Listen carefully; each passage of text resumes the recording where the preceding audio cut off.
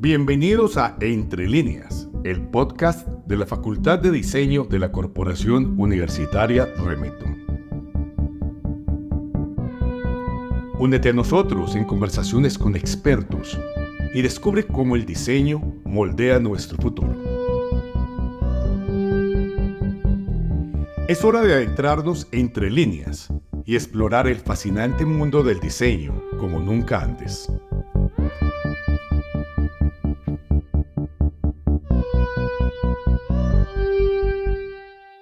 Hola, bienvenidos a este nuevo episodio del podcast Entre Líneas, podcast de la Facultad de Diseño de la Corporación Universitaria Remington. Hoy exploraremos por un tema bien interesante y para ello tenemos a Juan Felipe Zapata. Juan Felipe es bacteriólogo del Colegio Mayor. Sí, señor. Especialista y magíster en biotecnología y bioprocesos. Además es candidato a doctor en biología con la Universidad de Antioquia. Estamos Súper bien. Bueno, ahí actualmente, pues proceso con educación, 15 años con la Universidad de Antioquia, UPB, ITM, Remington, Uniremington. Y ahorita varias universidades de la Ciudad del Tecnológico de Antioquia, que creo que fue donde empecé esa escuela de ser profe. También estuvimos por allá, la Autónoma, ¿cierto? Entonces sí, han sido varias universidades en la ciudad de Medellín desde hace 15, 16 años. Muy grandes. Y actualmente eres coordinador nacional de investigaciones en la Facultad de Medicina Veterinaria de Uniremington. Juan, bienvenido. Muchísimas gracias, Juan, por esta invitación. Qué bacano estar acá y más en esta estrategia de la Facultad de Diseño, ¿cierto? Que me gusta muchísimo como los ejercicios que vinculan a la ciencia con el arte, con la divulgación, con la imagen, ¿cierto? A mí eso me encanta. Yo tengo ahí varias carreras frustradas. Una es ser ilustrador. Ahorita me presenté a ilustración a una universidad de acá. Pues me he presentado 2 veces. Entonces, bueno, me encantan estos ejercicios porque tengo un amor muy fuerte por la divulgación científica. Además de la ciencia, pues que es un ejercicio transitorio en el que uno siempre se está formando. Sí tengo un interés muy particular en contar ciencia, ¿cierto? Entonces eso me parece muy bacano. Y pues el tema yo creo que no es lejano, esa responsabilidad de contar ciencia, de sensibilizar frente a la ciencia. Y el tema es el biohacking. Bacano, sí. ¿Qué es eso del biohacking, pues, Juan? Eso depende de cómo lo analicemos y bajo qué contexto, ¿cierto? El contexto que nosotros logramos hacer en la ciudad de Medellín, que hace poquito incluso salió una publicación en una revista nacional sobre el proceso nuestro, era un proyecto muy social sobre alfabetizar en ciencia, ¿cierto? Pero si vos lo mirás de estos contextos hacia el norte, es decir, en los países que tienen altos ingresos, pues el biohacking es otra cosa, ¿cierto? El biohacking es el hackeo biológico, ¿cierto? Entonces en Estados Unidos vos vas a ver movimientos y hay muchos labs ya independientes de personas que buscan hacer un hackeo biológico. Entonces vos vas a ver desde la gente que está hablando de cómo hacer una nutrición y un consumo responsable y empiezan a hackear de manera muy empírica el aprender desde sus casas cómo combinar alimentos o cómo encontrar sustancias que potencialicen no sé, sus aspectos inmunológicos, su resistencia, su actividad física. Eso es lo que vas a ver, que es lo que permea desde los Estados Unidos. En Europa vas a ver un movimiento muy fuerte relacionado a la fusión entre el arte y lo biológico, ¿cierto? Entonces vas a ver movimientos en los que hay muchísimos artistas haciendo obras de arte con microorganismos, ¿cierto? Entonces es según los contextos y las posibilidades. en Latinoamérica, y yo hago esta aclaración, o por lo menos para cómo se dio en la ciudad de Medellín y cuando logramos crecer y expandirlos, porque fue un grupo muy grande, el grupo que formamos en este lugar junto al Parque Explora, específicamente en el Exploratorio, era un escenario de apropiación social del conocimiento y de alfabetización en ciencia, ¿cierto? Que es que, o sea, para nuestros oyentes y ponerlos, seguirlos como ubicando y pongámonos en contexto, sentémonos y puede que sea una pregunta muy básica, pero ¿qué es la alfabetización social? O la alfabetización en ciencia. Ven, ahí hay algo bien particular y es que la ciencia es un derecho cultural. Eso es una cosa muy bacán, ¿cierto? Así como, como bailar, como la música. La ciencia es un derecho cultural, muy poquitas personas lo saben, entonces casi todo lo científico está al otro lado, nadie lo ve como cultura. Los seres humanos tienen derecho a conocer la ciencia y a beneficiarse de ella, ¿cierto? Las personas utilizamos los celulares, las personas utilizamos internet, las personas utilizamos los medicamentos, pero la mayoría de las veces no sabemos qué está dentro de esas cajas, sí, qué está dentro de la caja de un celular, qué implicaciones tiene, qué desarrollos tecnológicos hubo, ¿cierto? Nadie sabe, por ejemplo, que el LED azul tiene encima unos premios Nobel y vos prendes tu televisor y es un bombillo azul y vos decís, ven, la casa habita un desarrollo científico tan importante como un LED, ¿cierto? Entonces la alfabetización en ciencia es comunicar no solamente que la gente puede utilizarlo, porque finalmente se terminan beneficiando a través de la transferencia, sino que también sepan sus orígenes, sus beneficios, ¿cierto? Porque finalmente cuando la gente se informa puede tomar mejores decisiones, ¿cierto? Vos siempre vas a ver, y el biohacking gringo está muy asociado a eso. Yo creo mi vacuna, ¿cierto? O yo construyo en mi casa mi vacuna, que vas a ver muchísimo de eso en redes. Acá no es tan así, o por lo menos como nosotros lo concebíamos, desde los contextos en los que primero no hay una alfabetización como tal, ¿cierto? El acceso a la educación está limitado, en el que en Estados Unidos o en el primer mundo vos te puedes comprar equipos que van a mejorar el acceso. Sí, el acceso a muchas cosas. Si sos músico tenés acceso a, ¿cierto? Al último equipo. Tecnología de punta. Los estudiantes en los colegios pueden ver cada uno a través de un microscopio, ¿cierto? Acá, cuando yo estaba en el bachillerato, lo máximo que fue en el laboratorio era mirarlo por una ventana. Una ¿Sí o fila qué? 15. Eso. Un grupo de que es que tengo esa escena en mi cabeza. Era el profe sentado en el microscopio y éramos... Los otros atrás. Mi salón eran 42 y yo era el 23, ¿cierto? Pero entonces eran 42 chinos, muchachos... intentando ver, total. Mirando el microscopio. Entonces, ese ejercicio de alfabetización es, bueno, además de saber leer, es cómo te llega la información, pero también cómo podés a partir de esa información tomar decisiones. ¿Qué está sucediendo hoy en día?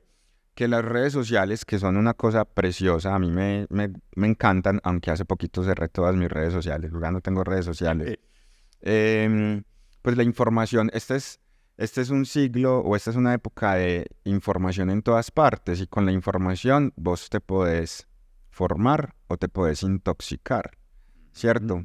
La alfabetización científica tiene que ver incluso con cómo vos seleccionás esa información.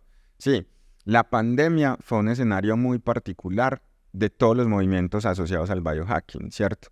La gente que quería hacer su propia vacuna, ¿cierto? Claro. La gente que quería hacer sus propios estudios de virus. O en lugares como los nuestros, el poder hacer que la gente accediera a una información para poderse informar mejor y que no estuviera luego pensando en teorías conspiracionistas o que viviera su vida con miedo, ¿cierto? Ya había demasiada presión frente a la enfermedad, ya había demasiada presión frente a la salud pública. Qué bacano, hermano, que la gente no tuviera que actuar desde el miedo, ¿cierto? Sino que actuara desde la información y desde el entendimiento. Obvio, hay un riesgo, pero si estoy informado, ¿cierto? Y esa construcción de esa información no lo hablemos desde la veracidad o la verdad, sino que es una información que está tan accesible para una persona que no es científica, que le va a permitir entender mejor un fenómeno y no tener miedo, ¿cierto? La mamá le llegaban las cosas de terror a través de cadenas de WhatsApp súper directas, ¿cierto? Con unas estrategias de divulgación muy bien montadas, ¿cierto? Pero la ciencia no tiene esas estrategias. La ciencia en toda su construcción es complicada, es difícil, es aburridora. Entonces, claro, la información científica, la información de rigor se empieza a quedar atrás. Y entonces, exacto, entonces cuando vos ves a la gente dice, no, es que yo vi en redes que esto lo crearon para destruir a la humanidad. Y uno dice, hey, vení, pero ¿por qué no miras otra? Ah, es que yo no entiendo eso. O quienes tienen la ciencia, ¿cierto? Como un instrumento también, que es un instrumento de poder, también se lo quedan. A no compartirlo. A no compartirlo, ¿cierto? Dentro de la ciencia hay poderes hegemónicos, ¿cierto? El positivismo tiene un poder hegemónico dentro de la ciencia. Las ciencias exactas y naturales tienen un poder hegemónico sobre las otras disciplinas y ciencias. Sí, incluso uno ve eso. Si uno está haciendo ciencias sociales, es como medio incómodo cuando tiene que hacer una discusión frente a ciencias exactas, porque los otros te están mirando por encima. O en el caso del diseño, en el caso de la ilustración, ahí hay procesos que también están asociados a ciencia. Entonces, si ves que hay ciertos poderes y ciertos controles que incluso dificultan el acceso. Entonces, la alfabetización de la ciencia tiene que ver con el ejercicio primero, de democratizarla y segundo, de hacerla accesible. Y el hacerle accesible es permitirle a las personas acercarse a unas herramientas, a unos métodos, a unas formas de pensar de forma estructurada en que la ciencia esté a su alcance, ¿cierto? Entonces ese era como el ejercicio muy nuestro, ¿cierto? Porque obvio, debe haber gente pues que es de estas cosas así sea biohacking, los que hacen pastillas en las casas. No, nosotros teníamos un asunto muy claro y era cómo hacer que la ciencia llegara a todas las personas. Como en esto lo dices, hay dos caras. Hay una cara que es como esa oculta y es en la que se ha creado un gran imaginario alrededor. Sí, que es la que... Un imaginario, digamos, colectivo, que es cierto, como ilegalidad, oscuro. Total. Listo. Sí. Pero esta estrategia, y yo estuve en mi búsqueda, porque también me parecía súper bacano como nutrirme un poco de ello, en unos ejercicios súper interesantes.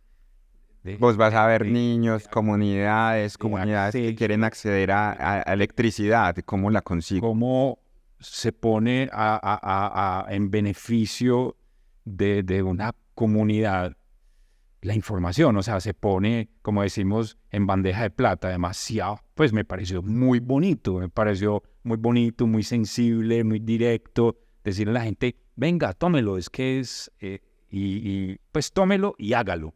En Medellín fue muy especial porque nosotros nos empezamos a encontrar con gente que tenía más o menos la misma idea. Nosotros realmente le pusimos el nombre al grupo cuando hicimos ese grupo en Medellín que se llamaba Biohacking Colombia, pues por no dejar, pongámosle un nombre, ¿cierto? Hackeemos la biología. Ya empezamos a buscar y dijimos, ay, fue madre, es esto.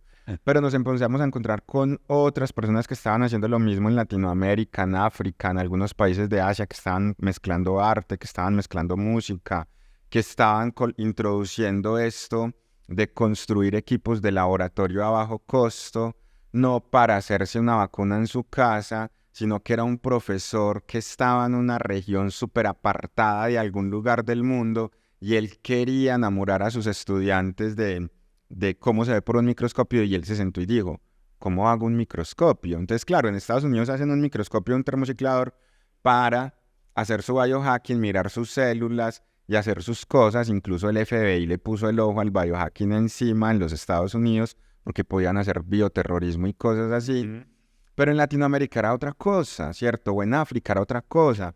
¿Cómo logro construir un microscopio con unos niños que viven en una región súper apartada, no para hacer bioterrorismo, sino para que los niños se enamoren de la ciencia. Claro, nosotros yo me acuerdo que habíamos hecho un Twitter y habrían doctores y PhDs colombianos y unas críticas que uno decía, ¿a son de qué? ¿Cierto? O sea, vos, ¿por qué si te estás formando como doctor venís y atacás unos procesos que ni siquiera estás entendiendo? Como cuando vos hablas con alguien de feminismo que no lo ha leído nunca y el que no lo ha leído es el que más mal habla de él, ¿cierto? Entonces acá fue muy bonito porque fue un movimiento social que hubo escenarios muy lindos donde se apalancó. Uno de esos escenarios fue específicamente el exploratorio del Parque Explora. El exploratorio del Parque Explora surgió como de esos movimientos de ciudad que hacían laboratorios comunitarios. Y los laboratorios comunitarios tenían muchos sentidos, todavía los tienen. Entonces yo quiero arreglar la silla de mi casa, pero yo no tengo cómo arreglarla. Y vas a un laboratorio comunitario donde te encontrás a alguien que tiene la misma necesidad o que tiene unas habilidades y el comportamiento, el conocimiento se comparte. Entonces eso es unos principios de los procomunes, ¿cierto? Los procomunes es eso que es de todos y no es de nadie, pero se vuelve visible cuando está en riesgo. Entonces es mi silla, el conocimiento, cómo lo comparto, ¿de quién es el conocimiento? De todos y de nadie, ¿cierto? Y es muy... Cuando alguien se lo apropia, entonces está en riesgo. ¿Yo por qué no puedo acceder a él? Entonces eso es hackear la biología. Están hackeando los computadores, que el hackeo pues es un término positivo, no es negativo. El término negativo, hasta donde yo lo tengo entendido, es el craqueo, ¿cierto? Pero el hackeo tiene una connotación positiva y es como libero y democratizo las cosas para que la gente tenga acceso y tome sus propias decisiones. El hackeo biológico llegó con ese fin, ya cada quien le dará un uso. Acá le dimos un uso y fue ese uso social. Fin, primera parte, episodio podcast. Llegamos al final de otro emocionante episodio de Entre Líneas. Desde la Facultad de Diseño, seguiremos construyendo comunidad académica. Podcast Entre Líneas. Un espacio donde la interacción, el intercambio de ideas y el aprendizaje mutuo sigue creciendo.